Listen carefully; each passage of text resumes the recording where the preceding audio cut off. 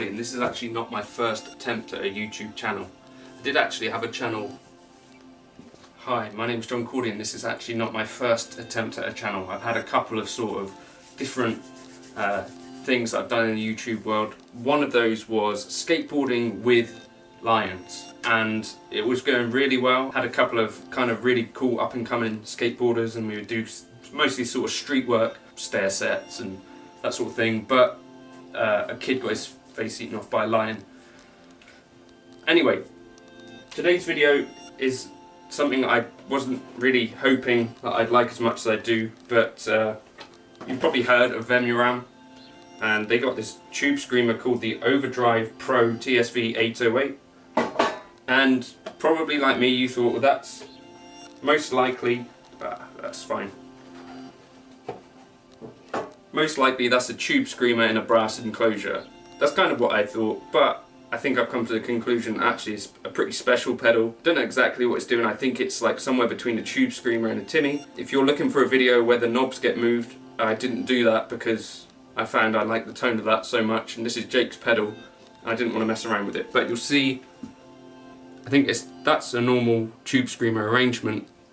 On the back here, there's these two trim pots which you can get at, and I think inside there's also dip switches between sort of Timmy style diodes and tube screamer style diodes. So what I wanted to do in this video was kind of just play through it, and so the very first clip you saw was my first notes through it, and I was sort of thinking, wow, that's pretty cool. Then I plugged pretty much all of my other tube screamer style pedals and decided to try those, and then after that I came back to the Vemuram, and my conclusion is that actually yes, this is a pretty special pedal. I think they go for crazy money now. They were £440. I think now they're even more. Will I ever own one? Chances are not, given the amount of money they go for. But, you know, if you're looking for something that's almost a tube screamer, almost a Timmy, quite special, and potentially a little bit collectible now, maybe that's a good one to buy. And I really like it. It's a bit brighter than a tube screamer, a bit clearer in some ways. Sort of like what a Timmy is. I should really have done a comparison with a Timmy, but I didn't. Whoops.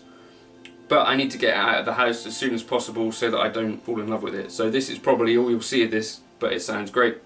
So if you do end up getting one of these, I don't think you'd be disappointed, but there's a lot of money in it for a tube screamer, Timmy type thing.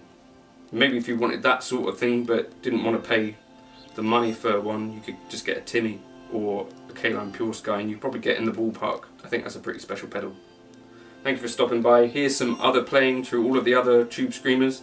If you want to leave comments saying which one you kind of preferred. I tried to match the settings here, but really a normal tube screamer sounds nothing like this if you set the knobs like this, so I kind of quickly went away from that and decided to just dial in some tones that I like with the tube screamer and try and get that sort of brightness a little bit and a little bit of gain, but I couldn't really get too close to that. Anyway, hopefully that's vaguely interesting. If you want to subscribe, you could, and you can get that Helix preset with all the others in the description if you wanted to. Cheers. Oh yeah, in conclusion, it's probably about worth the hype.